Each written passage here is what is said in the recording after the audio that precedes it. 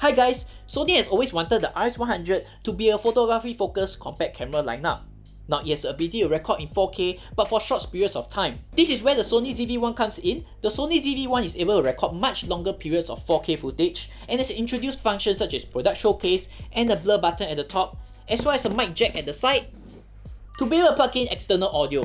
Now all these improvements seems to be very impressive on paper, but how do their footage and audio really compares? Let's put them both to the test in this video today. Before we continue, if you guys are new here, I cover photography tips and gadget reviews, so do consider subscribing down below. Before we begin, there are 3 things which you guys need to know. There's actually a 5-year in technology gap between these 2 cameras. I bought the RX100 in February 2017, while I got the Sony ZV-1 in March 2021. In these 5-year gaps, there are certainly improvements made towards the sensor and the technology between these 2, so it's not an apples to apples comparison. Number 2, I will not be going to a lot on the physical comparisons as I've already done it in my unboxing video over here.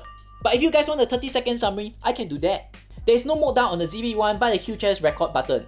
The RX100 has a flip-up screen, while the Sony ZV-1 has a tiltable touchscreen.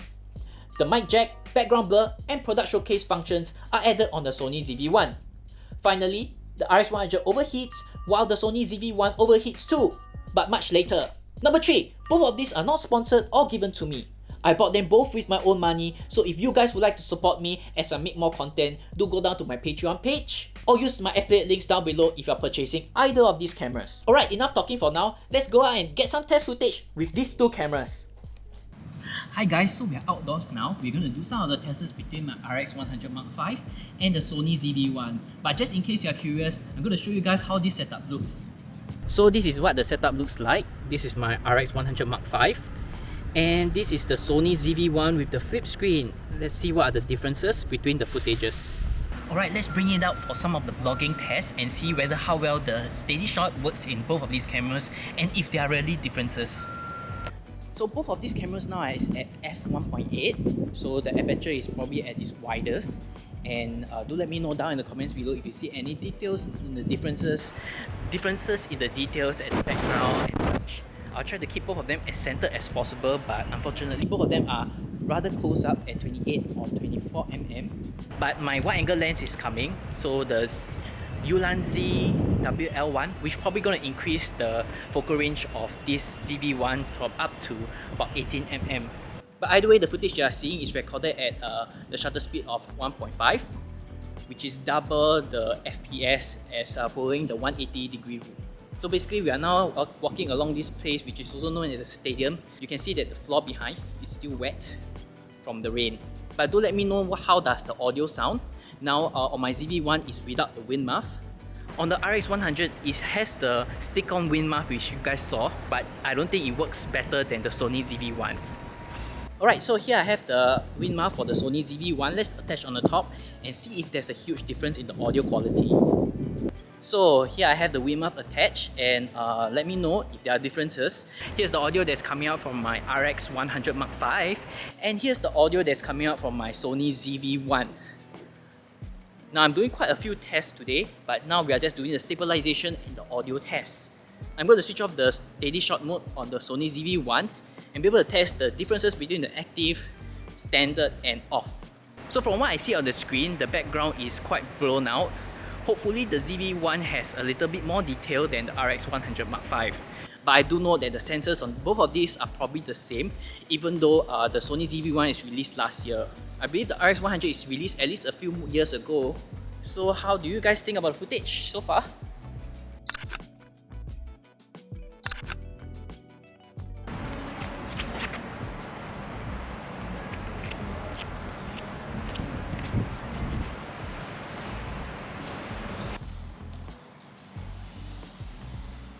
Alright, so let's talk about the product feature and let me show you my new watch. And how about my little face mask? Okay, that's disgusting, but you guys get the point. It focuses so much faster than just the normal focus, and you will definitely look at the clearest object rather than your face. So as I bring myself in, you can see that it focuses on the object rather than on my face, which is actually good because if I'm actually talking about product, I want the focus to be on the product. Alright, there's also one thing that I would like to point out is that the product showcase does zoom out a little because it probably cancels out some of the SteadyShot of stabilization. So let's have it off now and see the difference. So here we have the product showcase off, and let's turn it on again. So here we have it on. You can see it's much more zoomed out. There's so much more details at the back that you're able to capture comparing with the one that is zoomed in. Now let's test on the blurry background defocus and clear mode. So here we are on clear mode. You can see that the details around me are all actually so much clearer. So let's turn on the defocus mode. And you can see that the background is so much blurrer. I believe this function is really useful, especially for all those who are new with cameras, to help to give this bokeh or blurry background look. So you can see as I move closer, the background gets blurrer. Whereas if I were to turn off into the clear mode, you can see that the background is clear too. So I believe this will make a very huge difference, especially for all those who are new to cameras, which do not know how to balance the f-stop, shutter speed and ISO to get the nice bokeh images. This one for just somebody who's amateur and just coming into the world of photography makes a lot of difference. Heck, even as a professional myself, I really appreciate this effect as it really helps to just turn the image around with a single button. So we are just doing this beauty effect, soft skin test, and this is set at the slowest. Now let's increase it to the middle. So this is the soft skin test at this middle level. I believe a lot of my blemishes has been beautified, and it's harder to see some of the pores and freckles. Let's increase it now to high. So now we are on high.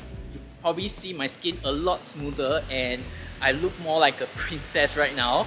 Okay, and you can hear it's actually raining again. Let's turn it to off and see the differences. And here we have it off in its normal format. What do you guys think about the beauty effect? Does it really work for you? Or is it a little too much? Let me now know down in the comments below. So while we make our way to another location, this is the SteadyShot that is on, which is the active, the highest setting. So here we have the SteadyShot off. Is there a lot of shake? I believe there's slightly a lesser crop due to it not having any internal stabilization, which really helps with the focal range. But for vloggings, I probably would not think so. So today's weather has been quite weird lately. It's been stopping, raining and stopping. It was really sunny in the morning. I actually wanted to go to another location, but it rained. So hopefully it stops, then we can explore more places for some of these tests. But let me know down in the comments below what do you think about some of the differences within all these different modes that I'm shooting in. Alright, so we have done tests with it just walking. Let's see how it performs now going down a flight of stairs. Anyway, I've also dropped the aperture from about f1.8, which is the maximum for these two camera models, to about 3.5. So the background would look slightly less bokeh-y, but anyway, let me know down in the comments how do you feel about the SteadyShot Stabilization.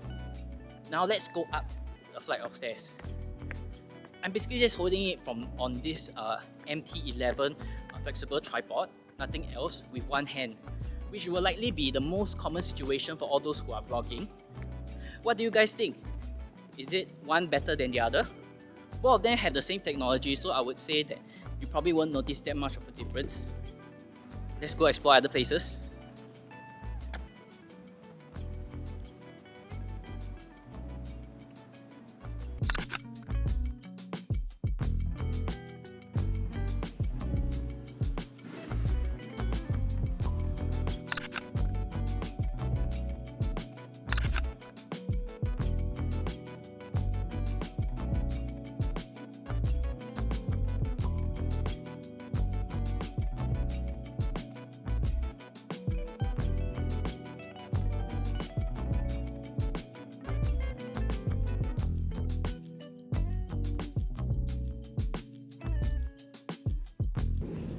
Hi guys, so we're out here at night. We're going to do just a brief night test to be able to see how the quality of the video like at night. And so currently now my ISO is set at auto, but it's capped at about 1000. So do let me know down in the comments below what do you think about the quality coming out of this.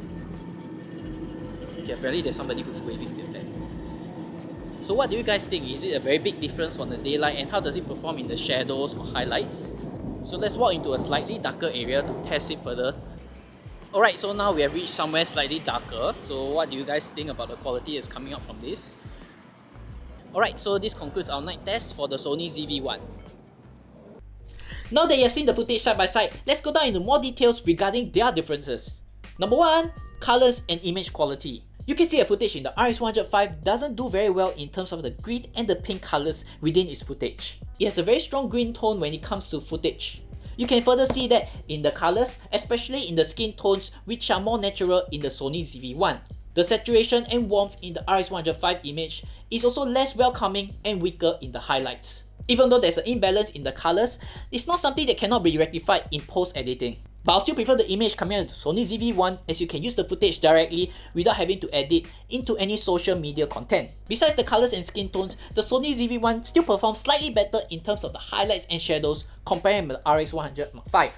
Next, audio quality. In this area, there's a much clearer difference between these two. If you can see the microphone on my Sony ZV-1, the microphones on the Sony ZV-1 is definitely much larger as it has a new technology which is called the directional 3 capsule microphones. It's definitely able to isolate the vocals much better from the background noises compared with the Sony RX100 Mark V. But just in case the inbuilt microphone still doesn't impress you, you can always plug an external mic as I've mentioned to take your quality of your audio to infinity and beyond. Now let's talk about slow motion differences. As you probably saw from the slow motion comparisons, there are differences in these two. Number 1 is the focal range. The RX100 tends to be a bit wider, but it also has a longer buffering before recording. And because of this buffering, I'm unable to record both of them and sync both of their footages at the same time. So the clips that you saw are the best that I put together in terms of both of their footages. But other than that, the quality is just as I've mentioned in the very first point, there are differences in the highlights and the color tones. Next, overheating. If you saw from my previous video, I did an overheating test between these two cameras. The RX100 can only record up to 8 minutes of 4K footage, while the Sony ZV-1 can record up to 43 minutes of 4K footage. So for long recording, if you're comparing these two, the RX100 is practically a joke comparing with this Sony ZV-1. Next, the LCD screen. Now the LCD screen on my RX100 Mark V has 33% more resolution than the one that is on my Sony ZV-1. Even though it has lesser resolutions, the Sony ZV-1 is a touchscreen and you're able to touch the focus comparing with the RX100 which is not able to do that. One more thing that I forgot to mention about the LCD screen is that you're able to off the camera simply by just tilting it and closing it backwards this way. This function is available only from the ZV-1 and is not available on the RX100 Mark V. Next, one area of victory. Now as I've mentioned, the Sony RX100 Mark V is actually meant for photographers. Why do I say that? There's actually a pop-up viewfinder over here. This viewfinder is only available on the RX100 line and is not available on the Sony ZV-1. The Sony ZV-1 does not have a viewfinder, nor does it have a pop-up flash.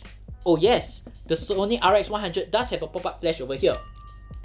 So you can clearly see that this one is meant for a photographer, whereas this one is meant for content creation such as video production. In cases which is poorly lit, this flash can definitely save you to be able to take group shots or selfie images in dark areas. The Sony ZV-1 on the other hand is definitely better in terms of video content creation due to the ability to be able to touch the focus, product showcase, blurry background, as well as the ability to plug in the mics. So they are clearly very good in the areas which they are meant for. Now let's talk about the price on these two cameras. The Sony RX100 Mark V comes in about $549 USD, while its successor, which is going to replace most of the Sony RX100 Mark V, which is the RX100 Mark V-A, comes in about $949 USD. Now, if you want photography, I highly recommend the RX100 Mark V, so do go for it before it is phased out. My battery is flat, let me get it replaced. Alright, we have a full battery and we are good to go. Let's conclude. Both of these are specialized in their two areas as I mentioned. For the Sony RX100 Mark V, you have a pop-up viewfinder, a flash, and a flip screen, which really do very well if you're planning to use it for photography. If you're planning to use it for video production or vlogging, the Sony ZV-1 is a clear winner with a hot shoe mount at the top, a new and improved microphone, a mic jack on the side, and other functions such as the product showcase. This is a clear winner as it can record 4K video for much longer content. But if you find yourself as a hybrid user, I'll recommend the Sony ZV-1 as you're still able to capture images but without some of these other functions, and the colors and sound are definitely a huge improvement from the RX100 Mark V. If you would like more nerdy specifications among these two models, do check out the website over here, as you'll be able to tell you more of the minute differences among these two. I'll be linking it down in the description below. If you have enjoyed this video, do give me a thumbs up and subscribe down below. As I've mentioned, my next video I'll be covering this Ulanzi wide angle lens, which will be able to increase the focal range on my Sony ZV-1 up to 18mm. So do ring the bell notification over here so you'll be updated when it's uploaded. All these gears I bought in my own money, so if you guys would like to support me in my content creation journey, do support me down in my Patreon page, or be able to use my affiliate links to purchase either of these cameras. I do get a small kickback to be able to support me on my journey. If not, I'll see you guys in the next video.